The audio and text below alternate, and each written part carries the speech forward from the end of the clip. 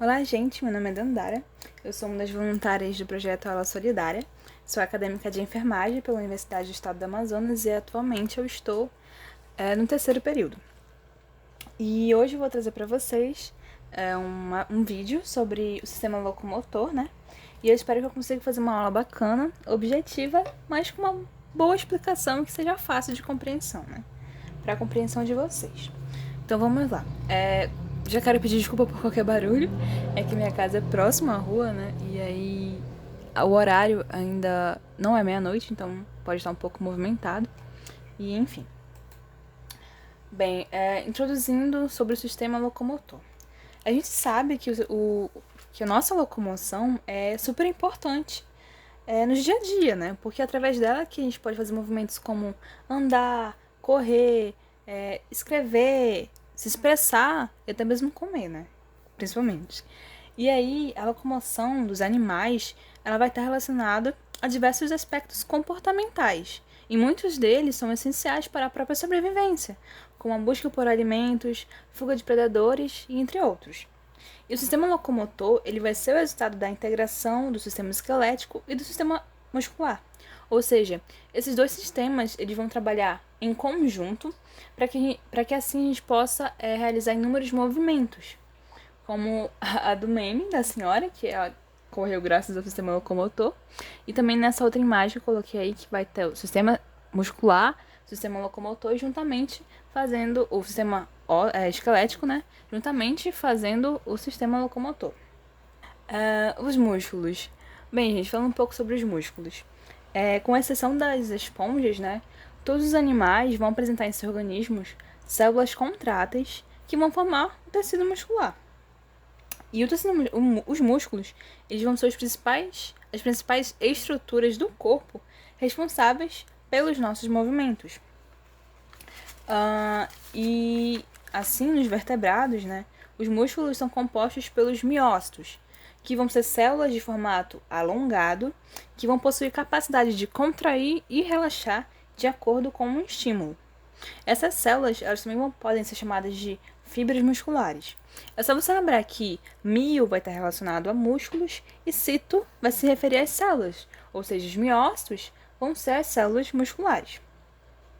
As células musculares elas vão estar dispostas em feixes longitudinais e elas vão ser ricas em actina e miosina, que vão ser proteínas contráteis que se organizam em filamentos paralelos e que deslizam uns sobre os outros, promovendo a contração. E a contração ela vai ser dependente principalmente de ATP e de íons de cálcio. E aí, gente, a gente tem 3 tipos de tecido muscular.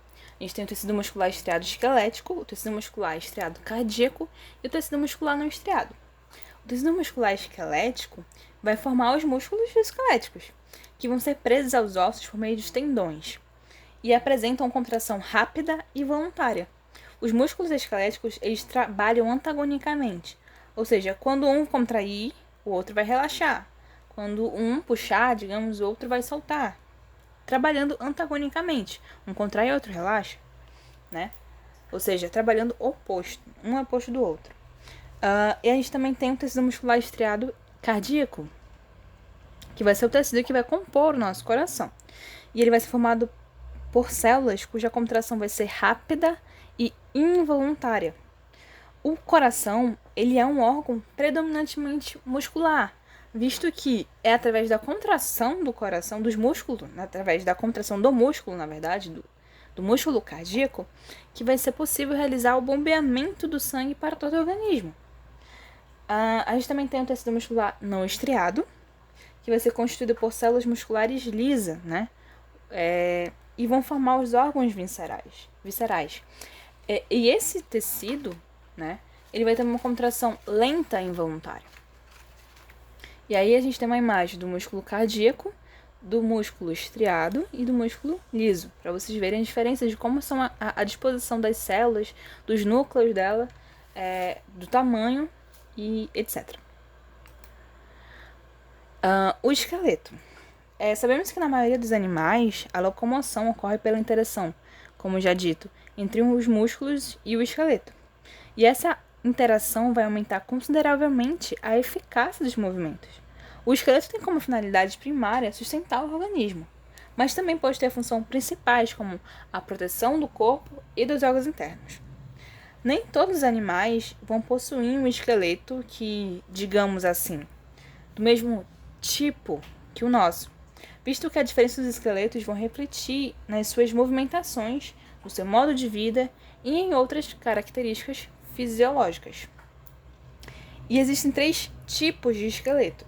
Temos o esqueleto hidrostático, o esqueleto exoesqueleto, né? O exoesqueleto e o endoesqueleto. O esqueleto hidrostático. O esqueleto hidrostático é do grego hidro, que se refere à água, consiste em um movimento de fluido contido em uma cavidade corporal, né? Cercado por tecido muscular. E aí, ao se contrair, esses músculos vão empurrar os fluidos no interior da cavidade, permitindo assim, a movimentação daquele organismo. E esse tipo de esqueleto ele vai estar presente nos quinidários, nos anelídeos e em outros invertebrados de corpo mole. A gente tem um exoesqueleto, que do grego exo vem de fora, né, significa fora, que vai ser uma estrutura rígida externa ao corpo do animal, por isso que é fora, né? E que auxilia na proteção contra danos mecânicos e contra a desidratação. E eles vão ser encontrados nos artrópodes e em alguns moluscos. E a gente também tem o endoesqueleto, né? Endo se refere a dentro. E os equinodermos e os vertebrados vão apresentar esse endoesqueleto, que vai ser uma estrutura interna com ligação aos músculos. Esse tipo de esqueleto ele cresce com o animal. E ele pode ser composto de placas calcárias, como nos ouriços do mar. Também a gente vai ter as cartilagens, né? Como nos tubarões. Ou, predominantemente, de ossos, como nos mamíferos, como no ser humano. E aí eu coloquei essas 3 imagens, né? Pra ficar com pra vocês terem uma fácil... Uma referência fácil de lembrar, né? Na hora da prova, digamos assim. Que aqui a gente tem esses personagens do Espanta-Tubarão.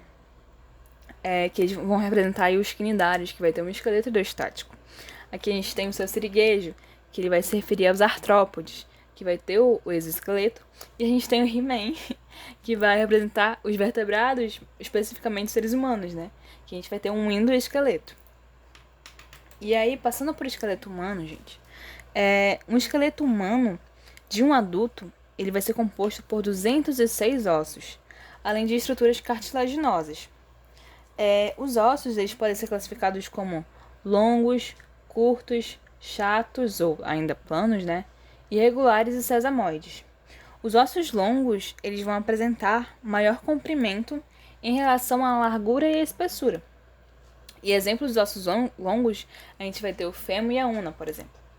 Já os ossos curtos são aqueles que em toda a sua dimensão, comprimento, largura e espessura, vão ser equivalentes, vão ser iguais. O comprimento vai ser igual à largura, que vai ser igual à espessura. Ele é muito bem definido. E a gente tem os ossos planos, ou laminares, ou ainda, né, chatos, que são os ossos de fina espessura. E comprimento e largura equivalentes. Ou seja, aí ele vai ter uma espessura fina e o comprimento e a largura vão ser do mesmo tamanho. A gente vai ter aí, por exemplo, o osso do crânio. Os ossos do crânio. E a gente tem os ossos irregulares, que não vão apresentar uma forma geométrica bem definida. As vértebras, por exemplo, elas não são bem moldadas, digamos assim, se você for reparar. Elas não são simétricas, geométricas, muito bem definidas. Bem definidas. E a gente tem os ossos sesamoides, que são pequenos e arredondados, e o seu principal exemplo é a patela.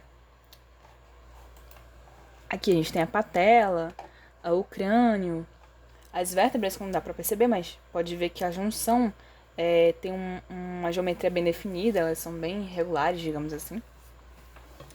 E as estruturas dos ossos, gente, elas também podem variar, né? Elas podem ser classificadas como compacto, aqui se referindo ao tecido, no caso. A gente pode ter o tecido ósseo compacto, que quando vai ser sólido e duro, ou pode ser esponjosa, né? Quando apresenta várias cavidades internas que fazem sua estrutura, apesar de ser rígida, assemelhar-se à de uma esponja.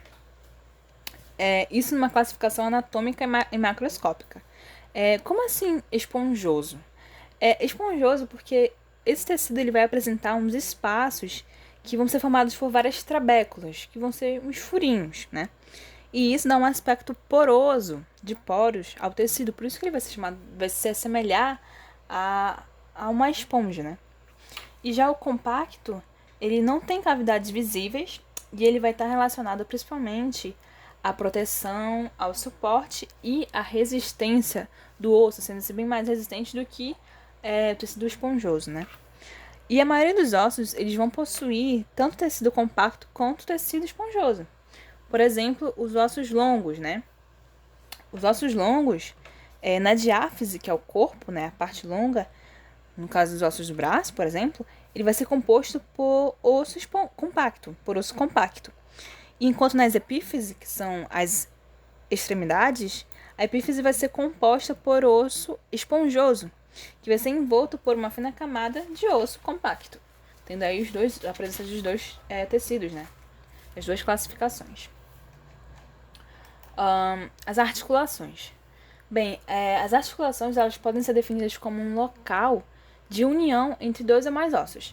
Então, articulação, pontos de encontro entre os ossos, pontos de união entre os ossos, onde os ossos vão entrar em contato. Vai ser nossas articulações. E algumas articulações permitem a movimentação do nosso esqueleto, sendo fundamental frisar que nem todos vão realizar essa função, ou seja, nem todos vão ser móveis. Elas são classificadas em sinartroses, anfiartroses e diartroses. As sinartroses elas vão também ser chamadas de articulações imóveis, sem movimentação. E um exemplo de onde a gente pode encontrar essas articulações vai ser na articulação do maxilar, na articulação da tíbia, por exemplo. As anfiartroses, a gente vai ter a característica de elas não serem ligeiramente móveis. E a gente vai ter como exemplo os ossos do quadril, os ossos da vértebra, os ossos é ótimo, as articulações dos ossos do quadril e as articulações das vértebras. E a gente tem as diartroses, que vão ser capazes de permitir grandes movimentações mais amplas, digamos assim.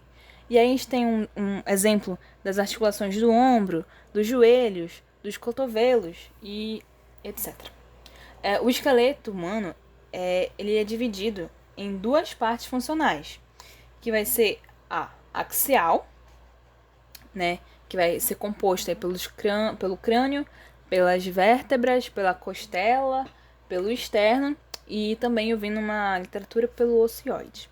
E também a gente vai ter a parte apendicular, que vai ser formado pelos membros superiores e inferiores e pelas cinturas escapular e pela cintura pélvica, né? Pela cintura escapular e pela cintura pélvica. Mas aqui eu vi em algumas literaturas, a gente pode ter essa mudança que eles também acrescentam uma terceira divisão, que vai ser chamada zonal. E essa zonal ela vai incluir a cintura escapular, que é os ombros, né? E a cintura pélvica, que é os quadris, o quadril. E aí, deixando a apendicular apenas com os membros superiores e inferiores. Então, nessa divisão que são três, axial, apendicular e zonal, a zonal ela vai ter os quadris e os ombros, né? A cintura escapular e a cintura pélvica. E o apendicular vai ter os membros inferiores e os membros superiores. Agora falando sobre a nossa locomoção, a locomoção humana. Como já dito antes, a locomoção dos seres humanos se dá pela ação de dois sistemas, o sistema muscular e o sistema esquelético, né, que vão trabalhar conjuntamente. Os músculos e os ossos trabalham juntos, permitindo assim os nossos movimentos. E os ossos eles vão ser a parte passiva, digamos assim, enquanto os músculos vão ser a parte ativa. Como eu disse, eles são as principais estruturas que vão permitir a movimentação. E aí, gente, a gente tem os tendões. Eu acho que vocês já ouviram falar sobre os tendões, né? E eles são as estruturas resistentes que vão ser formadas por tecido conjuntivo. E é através dos tendões que a gente vai ter a união dos músculos aos ossos. A gente também tem os ligamentos, que são as estruturas importantes que vão garantir aí que o movimento ocorra de maneira correta e que não haja seu desgaste. E é por isso que vários esportistas, né, têm um rompimento do ligamento e todos esses problemas, e enfim, porque é justamente essas estruturas que vão ser muito importantes para que a gente consiga ter boa movimentação, né? E eles vão ser compostos por tecido conjuntivo, que vão manter os ossos unidos de maneira correta. E os ossos, como eu já disse antes, eles vão entrar em contato através das articulações. Então a gente tem tendões, ligamentos e articulações. Lembrando que as articulações podem ser móveis ou imóveis. E fazendo um acréscimo, na região de contato entre dois ossos, também pode haver cartilagem ou bolsas com líquidos, para evitar o contato direto entre os ossos, que assim vai diminuir tanto o atrito entre os ossos quanto o próprio desgaste deles, né?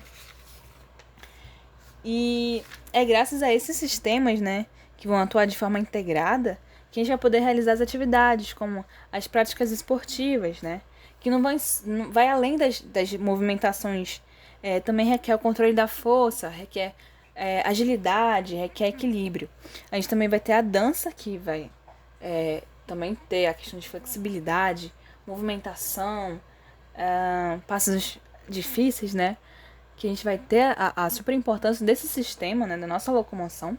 E também a escrita, porque através da escrita a gente tem que ter uma boa coordenação, saber a força com a qual a gente está escrevendo no papel. Então a gente tem que ver por esses exemplos do quão a nossa locomoção e quanto o sistema locomotor está presente no nosso dia a dia. Em tarefas, né, tão essenciais ou tão rotineiras para algumas pessoas, nem tanto para outras. Aqui eu vou deixar as referências com vocês, tá? Desde já eu peço desculpa se tiver algum erro, se eu falei alguma coisa errada ou algo do tipo. Se eu falei e você tiver um domínio sobre o assunto, quiser deixar nos comentários a correção, serei grata. E é isso, gente. Eu termino agradecendo pela atenção de vocês. Eu espero que tenha sido uma boa aula. Não foi nada muito longo, até porque o assunto, ele não é um assunto complexo, né? E, novamente, venho pedir desculpa por qualquer erro ou algo do tipo. E até a próxima, quem sabe. Obrigada, gente.